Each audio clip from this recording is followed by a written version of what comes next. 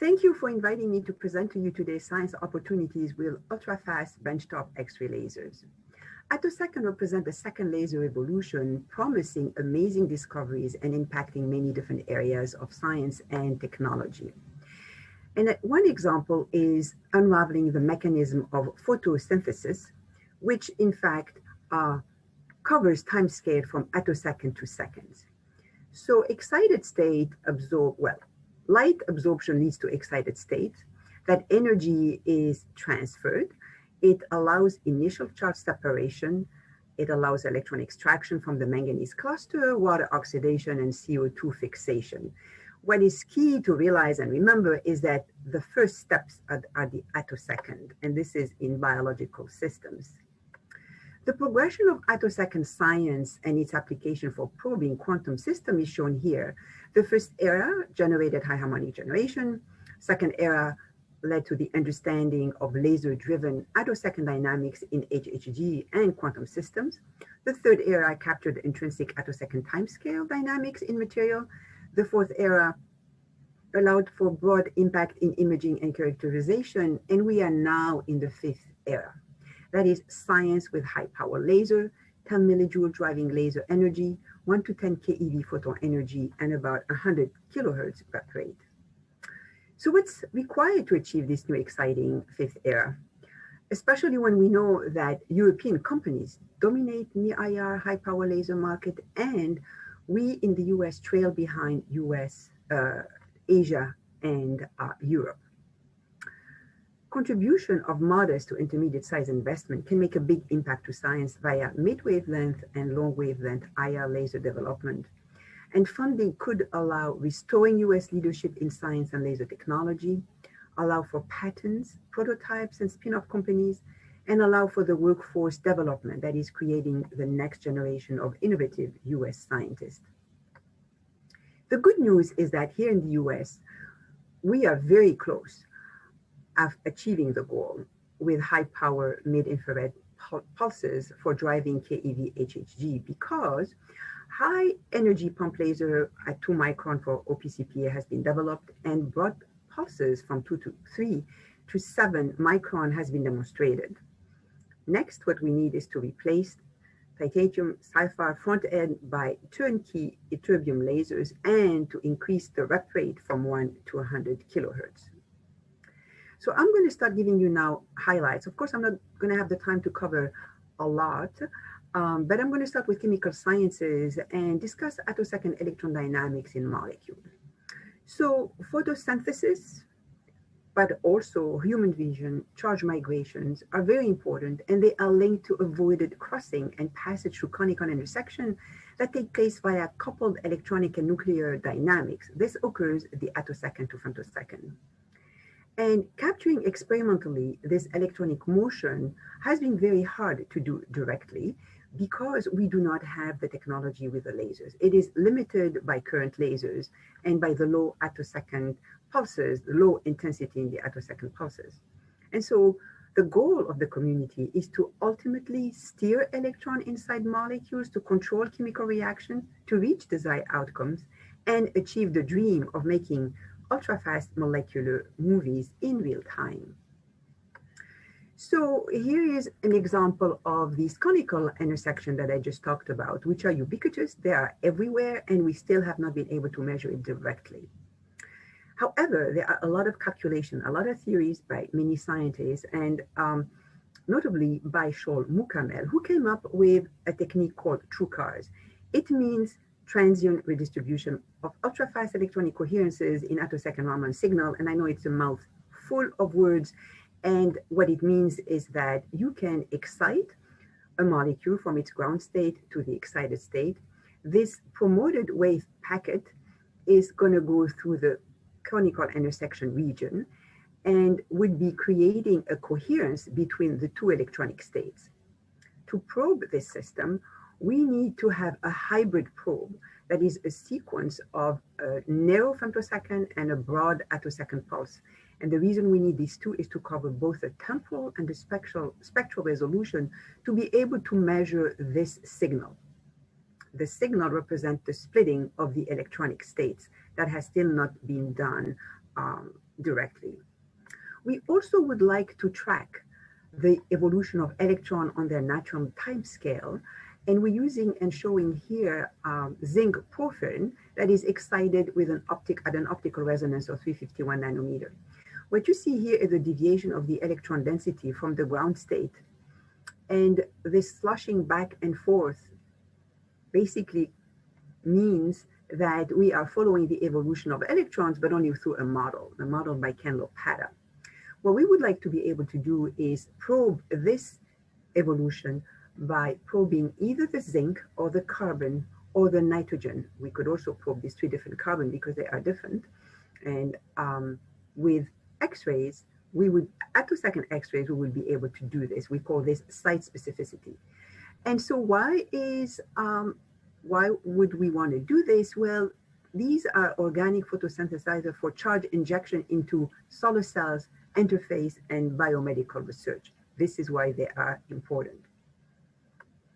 We also would like to measure the evolution of electron in their natural timescale in metallo-endohedral fullerene. So they are important because some pharmaceutical companies would like to use them as potential cancer treatment. And so what happens here and what we're interested in is having the photons multiply exciting these atoms, which are metal. Then electrons from the carbon shell are grabbed, and it's this charge migration that we would like to measure. Of course, the molecule fall apart, but we would have understood both the electronic and nuclear dynamics. Now, we can do this measurement with a variety of spectroscopy technique, multidimensional spectroscopies that have been developed at Berkeley, diffraction and angular streaking that has been perfected at SLAC National Lab, and all we need are basically the lasers. I'll start now to show you some example of condensed matter or material science example. And so what's very important here as well is the charge transfer in organic photovoltaic materials. And you may say, why should I care? Well, because it improves the efficiency and functionality of solar cell material and devices. So in this example, we have picolinic acid, which is put over this titanium oxide laser. And picolinic acid is made of carbon, nitrogen, and hydrogen, and it enhances charge transfer. This is what we have in here over as a layer. So what we will do would be to pump with a UV femtosecond laser and probe with attosecond soft X-rays. And the attosecond soft X-ray allow us to probe the nitrogen and the carbon of this picolinic acid, as well as the titanium L edge, or also deeper edge if we go down to the 5 keV range. And so the atomic specificity is key. This is what X-rays allow us to do. Another example, which is very important, is metal oxide semiconductors.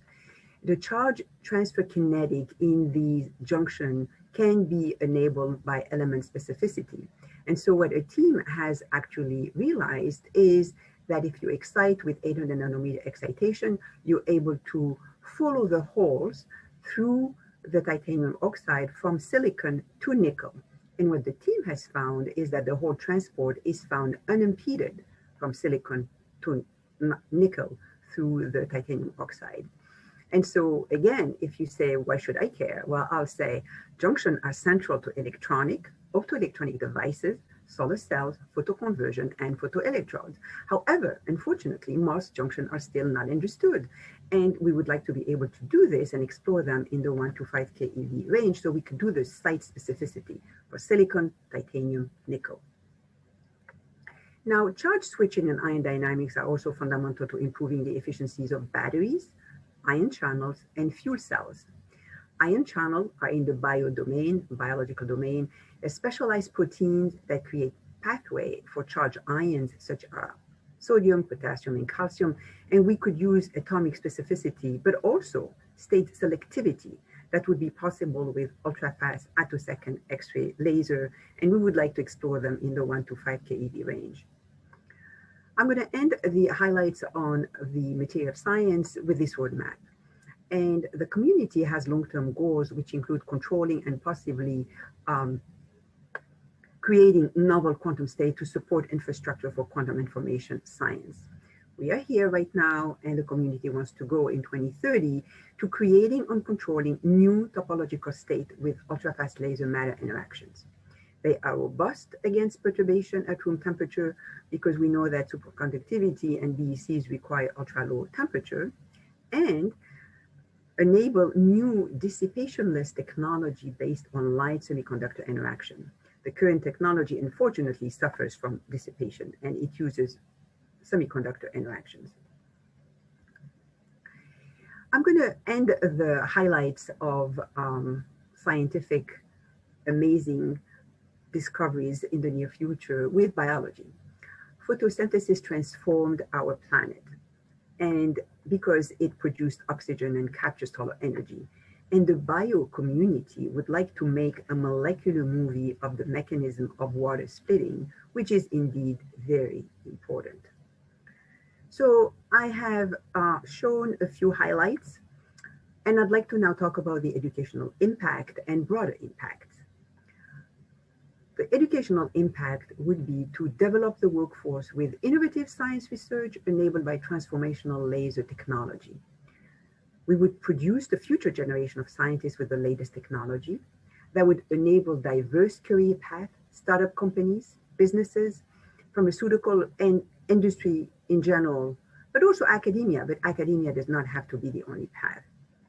We would like to educate a diverse student population, that is diversity, inclusion, and equity.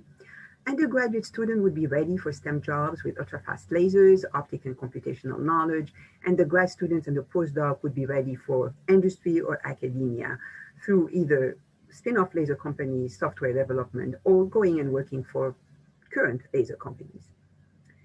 Now, other broad impact that are very important is solidifying the US leadership in novel science and critical laser technologies and their application. As I said before, we have slipped behind Europe and Asia, and we need to reclaim our leadership. This is very important to all of us.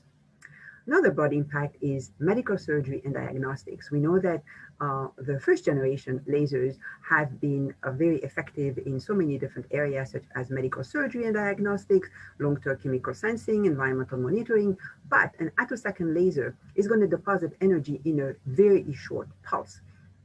That is, it would prevent damage, the collateral damage. So I suspect, and many of us suspect, that there would be a lot of impact to medical surgery and diagnostics.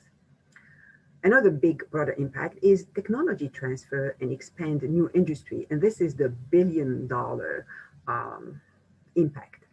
So we will enable new collaboration with several laser companies, and we will enable next generation of ultrafast lasers with startup and instrumentations. And I thank you for your attention.